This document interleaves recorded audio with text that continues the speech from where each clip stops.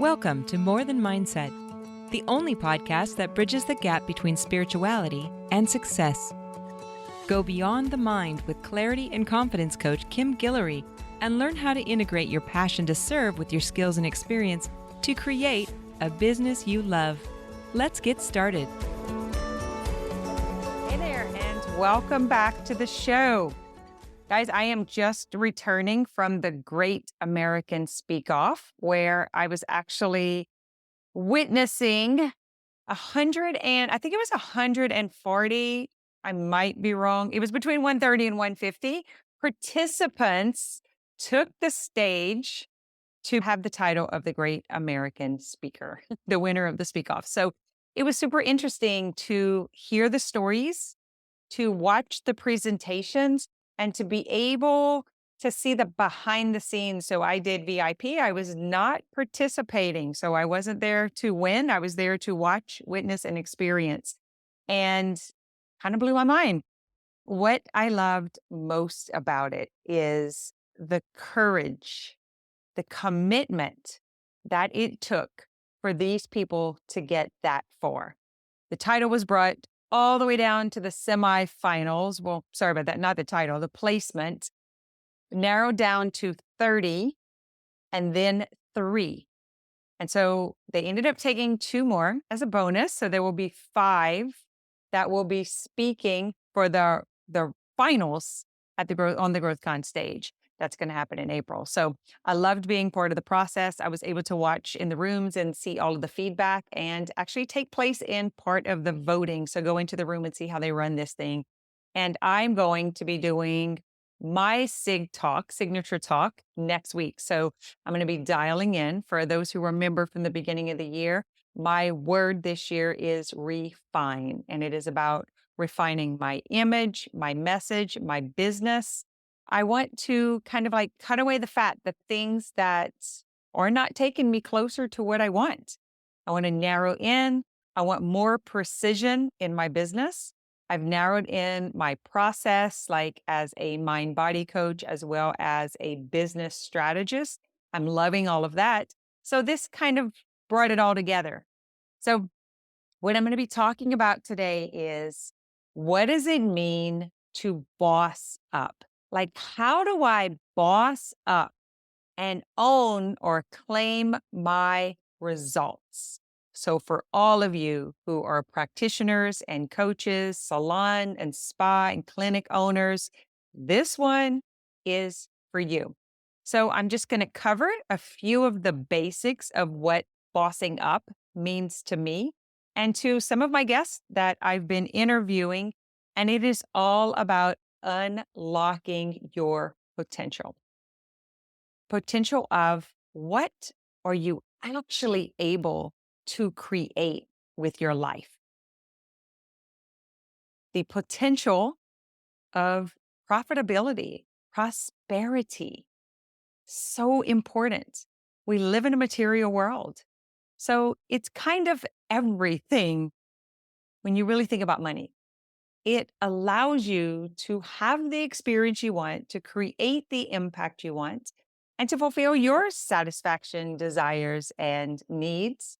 And the very last thing is bossing up to unlock your relationships with people. So those people are your clients, your customers, your team, and even your loved ones. It all matters.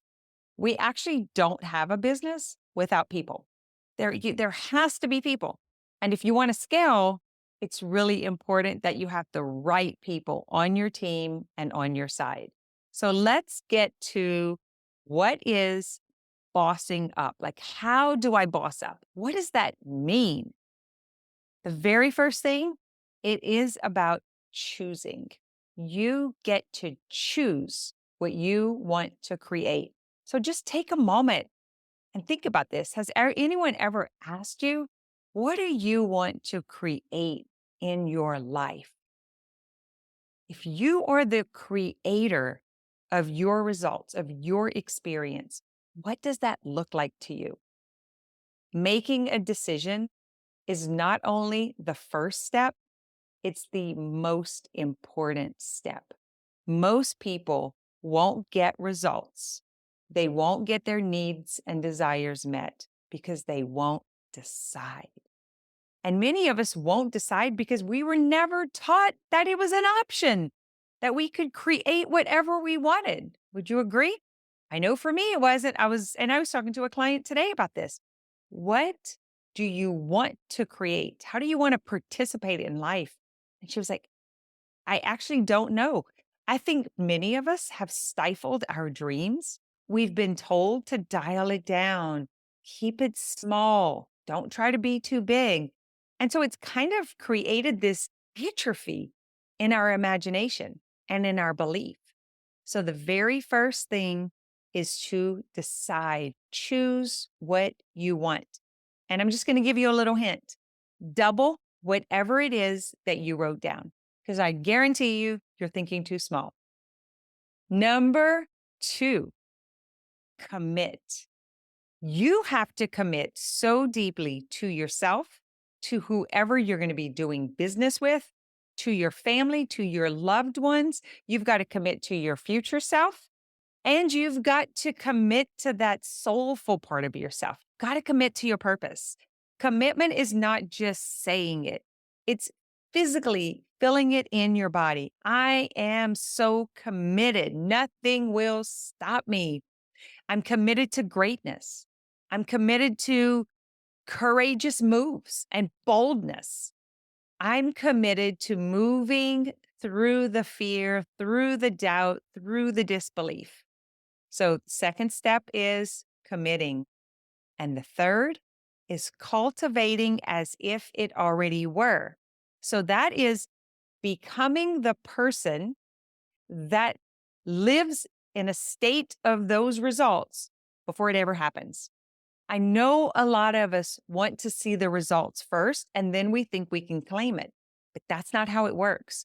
You have to claim it. You have to believe it. You have to physically, viscerally imagine, if there's a such word, imaginarily, you have to imagine it has already happened first, and then it will come to you. So if you really think about this, someone asked me yesterday, we did a call on helping your clients get quicker results.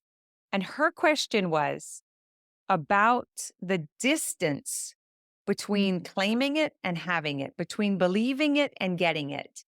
And here's what I told her. If we were ignorant to it not having it, not even being a possibility that it couldn't happen, we would get it sooner. We would get it guaranteed for sure. Think about when you were a child and you were taught to believe in Santa, in the Tooth Fairy, right? The Easter Bunny. That ignorance, meaning not knowing different from what you were told, worked. It worked. You believed it, and then you saw it. But that childlike wonder kind of evaporates as we get older and we get real and we get practical. I'm going to ask you to come back to the childlike wonder. Maybe it's just while you're listening to this. Maybe it's just for today or just for this week, but play around with it. Matter of fact, take crayons or a paper and a pen and pencil and draw out what your results would look like if you were drawing it on like a picture of it on a paper. So if you wanted to speak in front of 2,000 people, then you draw the stadium, you draw the stage, you draw the chairs, and you put the little people in the chairs, and then you draw yourself on the stage. Maybe you even draw the city that you're in. Maybe you put a sign on top of the page. Take at least 5 to 15 minutes and write about it, tell a story about it, make up stories around who's there, what are they wearing, what is the music like. See if you could really get into it. That's cultivating as if it already were. It is being able to step into a make-believe state before you ever see it happen. And this is like the magical part of manifesting and creating is you have to be able to imagine it and feel it and get into the details. Like this person was sitting on this row, and I was the third person to speak, and the crowd roared with excitement. Everyone stood up and applauded. They were so excited that I was there. They were inspired. They were motivated by my presence. Like get into the story and see if you can expand it. Like imagine you were writing this for someone to do a play, like you were a playwright, you were writing out the script for it. Get into it. That's step number 3. Number 4, you will need to cut away. You will need to get rid of something. So, in order to have something new, you have to get rid of something else. So, if you had a closet full of clothes and you went shopping, you would need to make room. You'd need to make space, right? If you were getting a new car, you would need to move that car out of the carport to have the parking place available for the new car. Whenever you want to create something new, when you want it to materialize in your world, have to create the space for it. And in order to create the space for it, you need to clear something else out. So the first thing is you have to choose, you have to claim it. You have to commit to it. Now, this is going to require you to physically take action.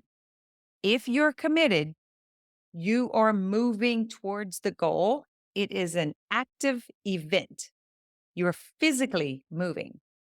The third one is cultivating. That is the imagining and the assumptive language. So you're even speaking about it as if it already happened. Listen, if you don't want to tell another human about it, just write and draw about it in the morning and again in the evening, and use the words I am. I am happy and grateful that that I have created a business that is 6 figures in revenue, and I'm serving people all over the world. My company generates thousands of dollars and helps thousands of people. You're just going to write that story, and you're going to write it as if it's happening right now, today.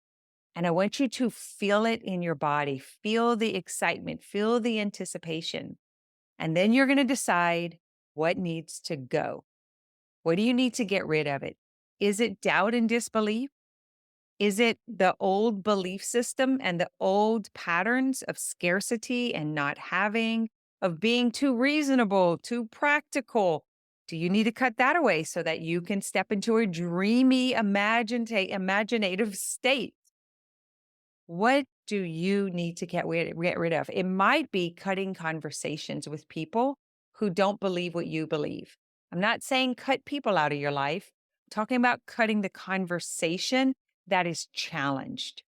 So if you're not able to talk about it freely and other people be not in agreement with you, then don't have the conversation with them, because that's probably over 50% of the battle.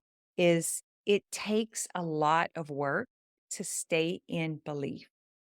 And when you're in an environment that's telling you to tone it down, to not dream too big, that's never going to happen to you, that doesn't work for people like us, guys, you got to cut the conversation. You can keep the people, but talk about something else that you're in agreement of, because it is more natural for you to dilute your belief than it is for them to elevate to your belief. It's just the way gravity works. It's just the way our brain works. We have been entertained by disbelief for a very long time. You were not born with disbelief.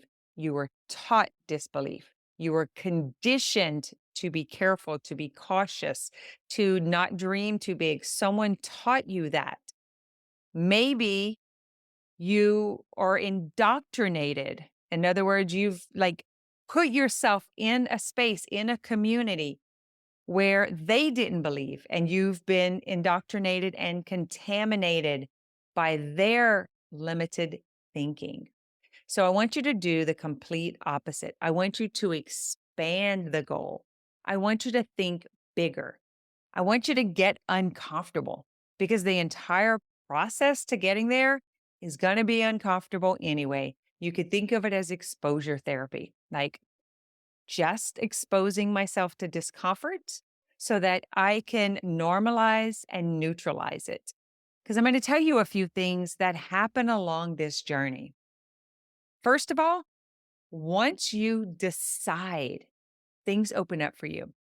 I guarantee you, I have talked to people who have been just thinking about getting a divorce, thinking about quitting their job, thinking about starting a business for 10 and 15 years.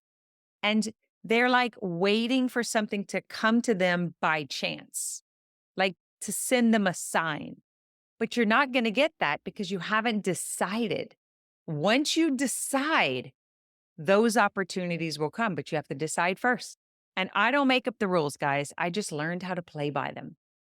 So that's the first thing that's going to happen is as soon as you make a definite decision, the seas are going to part for you. You're going to feel this in your body. You're going to feel the expansion. And suddenly you'll start meeting people, the right people in the right places. And the part about commitment, you're going to be challenged. You're going to have resistance. You committed, and now comes the test. And that's when discipline comes in. So if you were truly committed, think about the time where you said you were going to do something. Maybe it was running a 5K, or it was losing 20 pounds, or it was earning $2,000. Think about the time when you were really, really committed. Nothing got in your way. You were so disciplined, you were so driven, and you were in momentum. And that, my friend, is where you want to get today. Take yourself back to when you were committed and when you were disciplined. Take yourself back to when you were driven, when you were in that momentum. And then the next step is to cultivate as if it were. Double. If you just said, I want to speak in front of 1,000 people, double the number and put 2,000 people. And notice the unease, notice the discomfort. You might even start thinking, oh my God, what am I going to wear? I need to lose weight. I want to get my hair done. Like you might actually start anticipating all of the things that you need to get done. And that is what you want to do. This is a time to play and expand like a visionary. I want you to get a 360 view on top of the theater you're going to be speaking at, or looking over your bank account where you're creating that money or where you are committing to those clients. I want you to see the forms, see the contracts, see them on your email list, see them come through your PayPal or your Stripe account. I want you to actually see it happening. Cultivating as if it were is taking yourself into the future and experiencing it from that perspective. Now, this might take a little bit of practice. You're going to have to play around with it a little bit. We're not used to doing this. But again, exposure therapy. Get used to being uncomfortable. Get used to whatever comes up in your body. Get used to feeling the doubts and the fear. I remember specifically when I was about to hit a really big goal. I was in a direct sales company, and the moment I felt it was like solid, it was for real. I was about $1,500 from hitting it. My whole body went into fright. Like it just started zapping me. And I was like, oh my God, this is a limiting belief. This is what it feels like to hit an upper limit. So when you feel that, pause and just notice it. Allow it to move. You listen, you just have to stay there 90 seconds. It's going to move through you. So don't eject, don't check out. Stay in, allow the discomfort to process. Keep envisioning, keep taking yourself to that 360 view.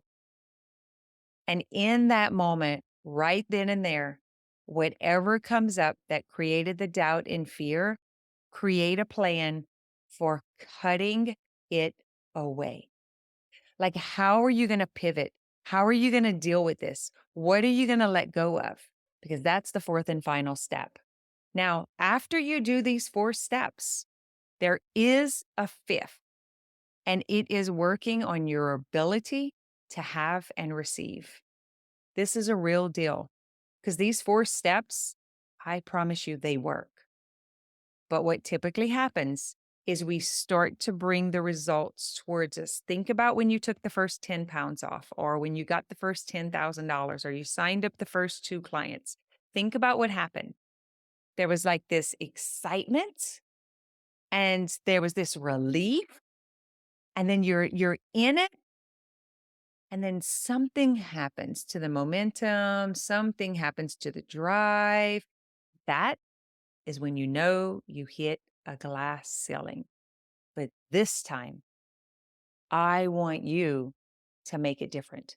This time, don't fall for it. Don't check out. Stay with the discomfort. Expose yourself to becoming normalized and neutralized in the discomfort. So what that means is you want to regulate the nervous system to be able to sustain whatever's going on in the physical body. This is the part that I think makes the biggest difference. Because if you check out right here, you don't actually receive what else was coming. And that is where we close the door. That is where we hit the ceiling. When we check out of the belief, because we haven't grown our capacity to have and to receive. So that is how you boss up. Very first thing is you make a decision. You commit and you bring in discipline. You expand your imagination and you start to experience life from the position of already creating it. You cut away anything and anyone and any conversation and anything in your imagination that says you can't do it. Matter of fact, you stop giving into excuses. If you say you're going to do something, you do it. If you say you're not going to do something, don't do it. You become a person who honors your word, and anything else has to be cut away. And then you open yourself to fully receive, to have, to believe that you are worthy of having it, to have and to hold, to stand grounded and firm that you are worthy of having it. You are a creator and you can create anything you want. So bossing up is about unpacking, up leveling, and unlocking. Right? Are you ready to boss up? Thanks for listening to this episode of More Than Mindset.